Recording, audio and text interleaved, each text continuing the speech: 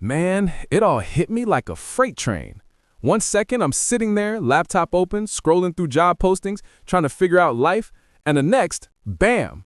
My dad, Robert, storms into the kitchen and the room just freezes. No warning, no soft landing, just him, a thick envelope slammed down on the table so hard my coffee almost jumped out of the mug. "You're worthless," he spat, his voice sharp, icy. "Be out by tomorrow morning. Your brother owns this house now." I didn't even argue, didn't fight. I just stared at the pile of eviction papers, notarized, official, his smirk burning into my skull. For a moment, all I felt was hollow, like my chest had been hollowed out with a spoon. My childhood, my home, gone. David, my older brother, not even here. He was living downtown with Chloe, riding high in his own life. But Dad saw this as the perfect chance to flex. And now he had me, quiet and stunned, in his crosshairs. I finally found my voice, shakier than I wanted. "Why?" I croaked. Dad smirked. "Your brother bought it. He's the owner. Consider it a lesson in what happens when you waste your life." Classic David move, golden child syndrome. Straight A's, star athlete, first in the family to snag a master's degree. If he sneezed, Dad acted like he'd cured polio. And me? The quiet one? The kid with a sketch pad instead of a football? Decent grades, yes, but not enough to earn Dad's nod. For a second, fury should have hit me like a punch. But instead, nothing. Just this strange, cold emptiness. I thought about all the nights I stayed late helping Dad fix stuff, the birthdays, the holidays, the treehouse David and I built as kids. None of it mattered. I was disposable. I took a deep breath. "Okay." Dad blinked, confused, then annoyed, like I was breaking some unspoken rule by not screaming, begging, or crying. He walked out, leaving me with the papers and a half-empty mug of coffee that now tasted bitter with betrayal. I didn't sleep, not even a wink. I started packing. Clothes stuffed into trash bags, sketchbooks in the boxes, every creak of the floor, every car outside, my heart jumped. And all the while, Dad's words echoed. "You're a failure. Not just today, not just this house. A lifetime of judgment, comparisons, and disappointment stacked in one sentence." By morning, my life was crammed in the boxes by the door. And then I heard it. Tires crunching on the driveway, the front door swinging open. David. I wiped my hands on my jeans, bracing. Smug, superior, his expression a mixture of pity and amusement. "You're still here," he said, letting out a little laugh. "Thought Dad told you to clear out last night." I couldn't speak, throat dry, life compressed into cardboard and plastic. David's eyes immediately hit the boxes. "Guess you actually listened for once," he said, like this was some miracle. "Good. Doesn't have to be ugly. Just move out, figure yourself out. Maybe one day you'll thank me for the push." I swallowed hard. Thank you? For what? Being blindsided? Losing my home? Feeling erased? I forced my voice even. "Do you really think Mom would have wanted me thrown out like this?" David shrugged, tossing his jacket on the couch like it belonged there. "Mom's not here, is she?" He smirked. "You can't keep living off Dad forever, Alex. Most people your age have their own place." I clenched my jaw. Most people didn't have their father secretly sell the family home behind their back either. He strolled through the living room like he owned it already, stopped at the shelf with our childhood photos. Me, him, Mom, smiling from a time that felt like another life. "You should probably take this with you," he said casually, tossing a photo. "I'll be redecorating soon." That one hit harder than eviction papers. Mom's memory, our history, and they were already erasing it.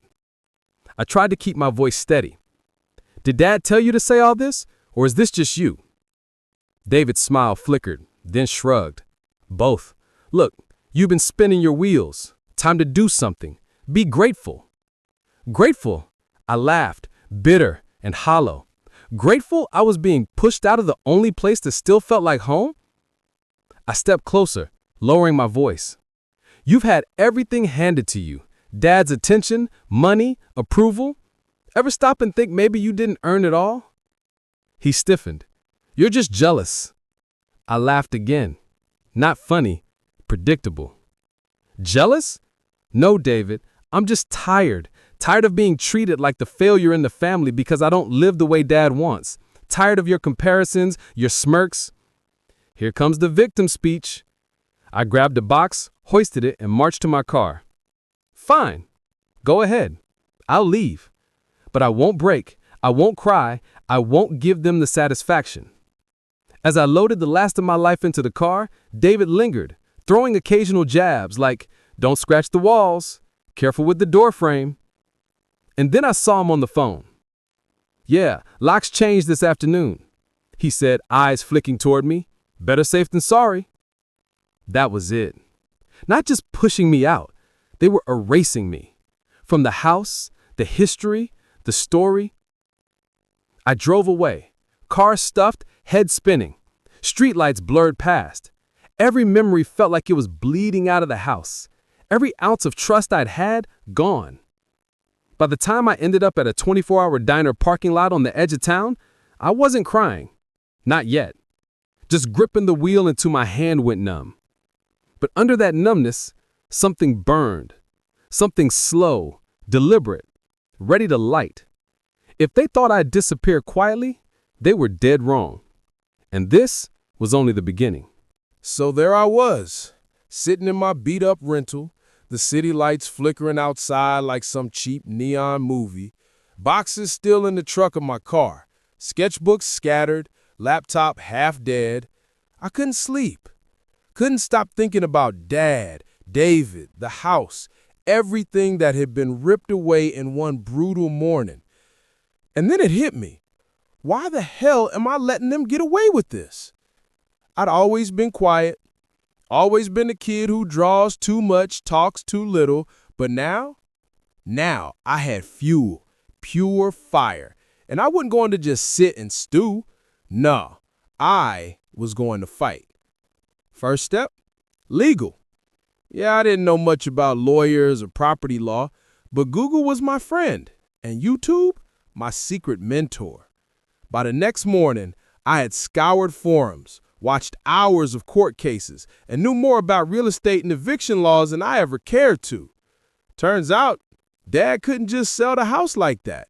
Not without giving me notice, not without involving me in the process. That smirk, that smug confidence, totally illegal. I printed every document, every email, every text from the past few months. Anything that could show Dad and David had been planning this behind my back. And then I called a lawyer. Not some slick TV lawyer, a no-nonsense woman named Karen who didn't even blink when I told her the story. She said, don't worry, we're going to make them regret this. And oh, she wasn't kidding. Fast forward a week and I'm sitting in a courtroom. Dad in his usual suit, David looking like he swallowed a lemon, both smugly confident, until Karen started laying out the facts. Emails, hidden meetings, forged approvals, all of it. The judge was listening, eyes narrowing, leaning forward like every word was a punch. I didn't speak, didn't need to.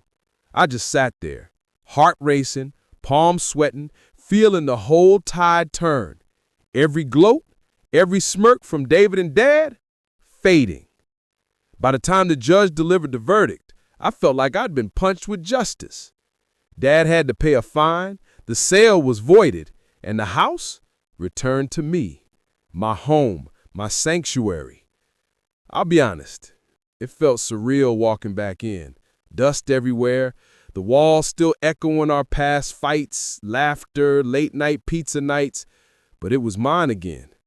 And this time I wasn't a kid hiding in the background.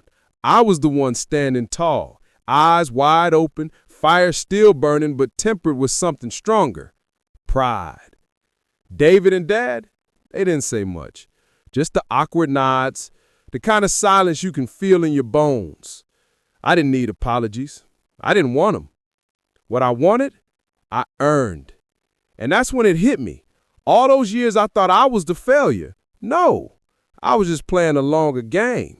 Quiet, careful, learning, observing, and now, boom, checkmate. I spent the next few weeks fixing up the house, slowly bringing it back to life. New paint, repairs, my art everywhere.